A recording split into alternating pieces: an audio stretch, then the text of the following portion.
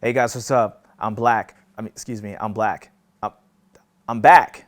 I'm back.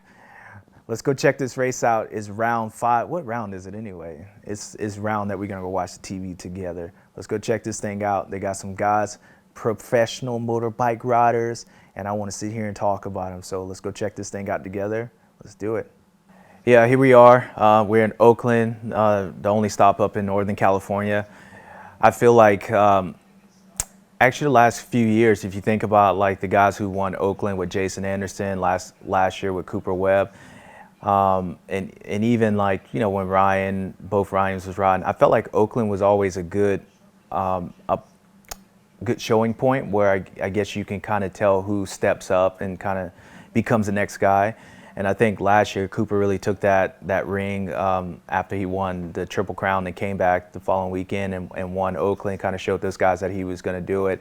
And with Anderson in 2018 with the last lap pass with Roxon, kind of showed that he was the man. And obviously we know history, those guys went on to be the champions. And so coming into this race, you know, with Ken dominating the previous round, winning all 3 Triple Crowns, and then coming into this one, I thought it was going to be interesting between him and Tomac, because they've obviously established himself as the 2 guys that's going to be the top guys, and then you got Cooper Webb, who's starting to slowly get his mojo back on him. Here we go, gate drop. And as it's been all year long, that Honda Ken Roczen has been getting great starts, and the way they have that bike set up through the whoops and just the way he's been riding, if he's going to continue getting starts, that's going to bound good for him in the championship. But this was like one of the first weekends that Adam was up front right off the back. You had Eli, you got Cooper Webb, everybody was right there. So me as a fan, I was excited to see this race, because whoever won this, there was no excuses. Everybody was there. So it looked like in the early bit that Ken was doing his normal thing, just railing the corners, looking good like he always does, and kind of pulling away. And there was a moment that was in the beginning part of these laps that was going to tell what was going to happen with this race. If Eli couldn't get around his teammate Adam, it was a show-tell sign of what he was thinking, how he was feeling, and he made the aggressive pass on Adam, kind of just bumped him out of the way, and right there showed you like he was there to play, he was there to race tonight. So again, it's kind of hard to understand the 2 different Eli Tomacs, but like I said before, when this guy shows up, this guy's gnarly to beat. And like I said previous, EC Hammer can't touch this. That's what he should be rolling. And he had another one like this weekend. Well, Ricky said it in the race kind of throughout the night. I think the whoops being smaller, not 2 sets, kind of lended with Cooper, it helped him out. But I don't know, like his bike looked better this weekend through the whoops. Like it's kind of like the change that Mitch in Pro Circuit made to Austin Fortner's bike. Like he didn't look like he was getting kicked around as much. So I think with that, whatever they did throughout the week helped him through the whoops. So even though they were smaller, his bike actually looked pretty good. I think the confidence of what he did last year here, you know, as a racer, all these guys will tell you, you can walk into the stadium and just feel like I can win tonight. And I think that's what was with Cooper.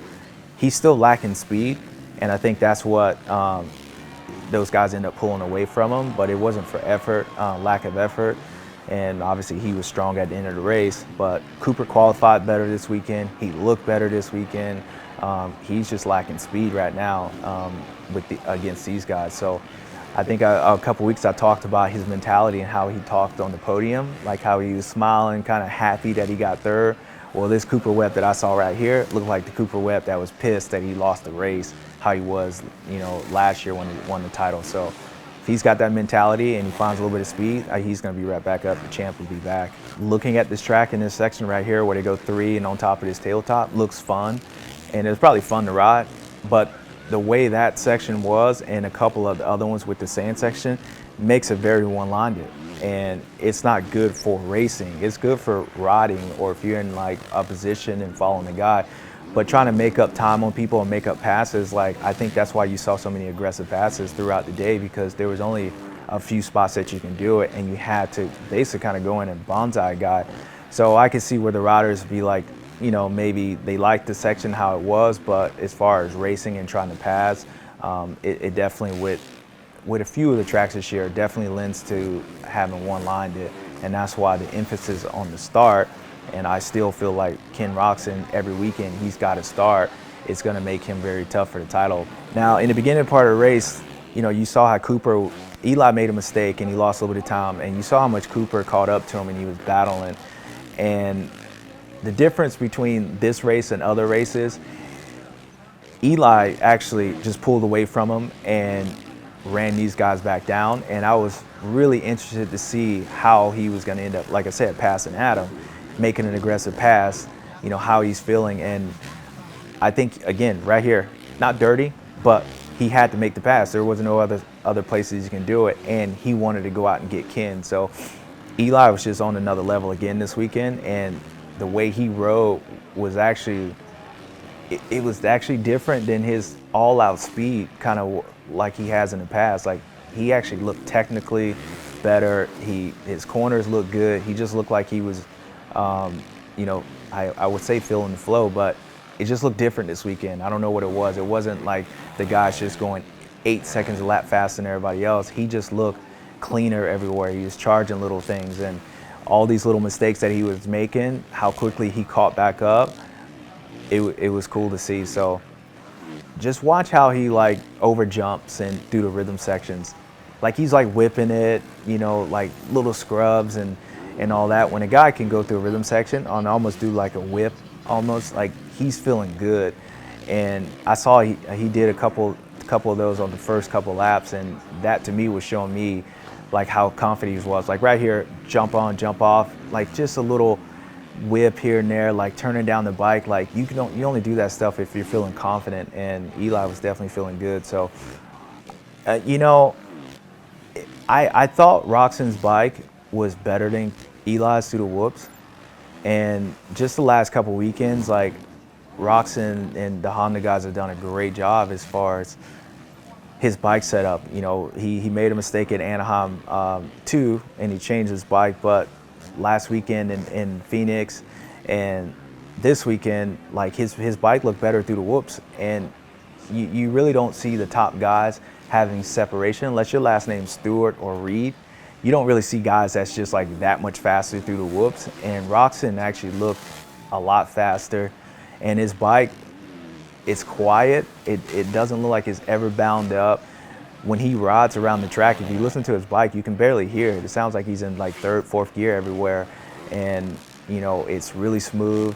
So where I saw Eli like this weekend, I didn't think it was through the whoops that he was better, even though he ended up passing him. But I just thought Eli was better kind of everywhere.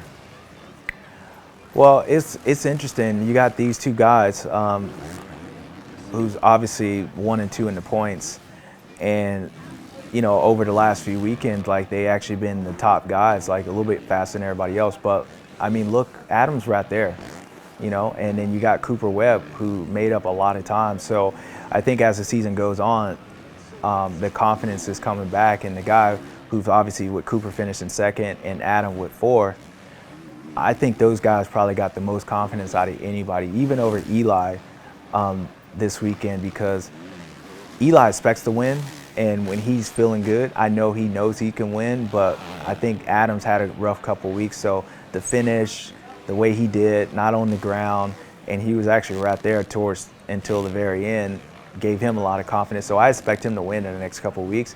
And the same thing with Cooper Webb. I think what he did in that, to pass on Roczen and been really strong throughout the end part of the race.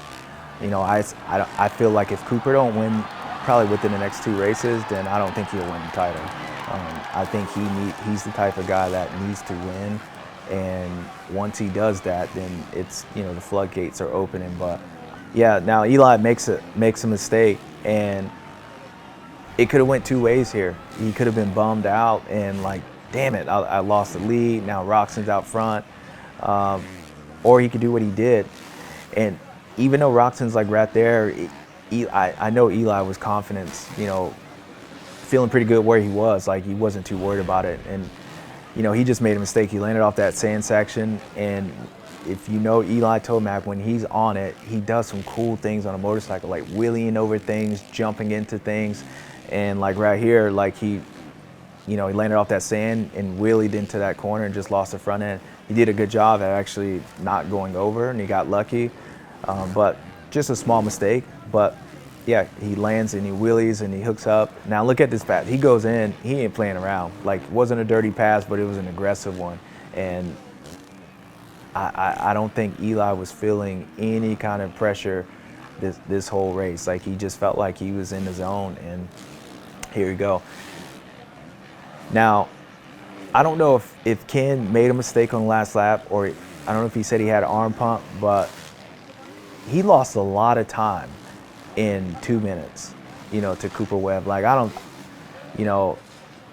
feel like he should have lost that much time, and I don't know if Cooper was going that much faster than he was, but I know Ken's going to be bummed that he ended up losing basically 3 seconds to Cooper Webb in a lap and a half.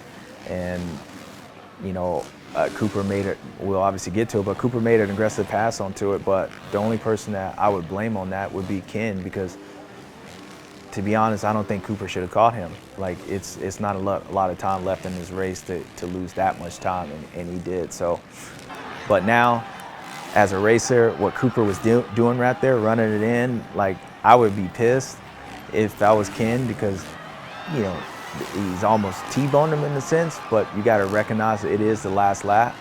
And out of all the things that Cooper did to him, I see this one not that much dirtier. And yeah, I mean, he made a pass. What messed that up was when Ken overjumped that triple. Like, they were going 3-3 basically the whole race. So when Ken made a mistake in that corner and he ended up going 2-3, he jumped and he overjumped that 3. So when he overjumped it, he couldn't slam on the brakes quick enough. And, when he went off that single, it was a little bit farther, and that allowed Cooper to actually square him up and get to him.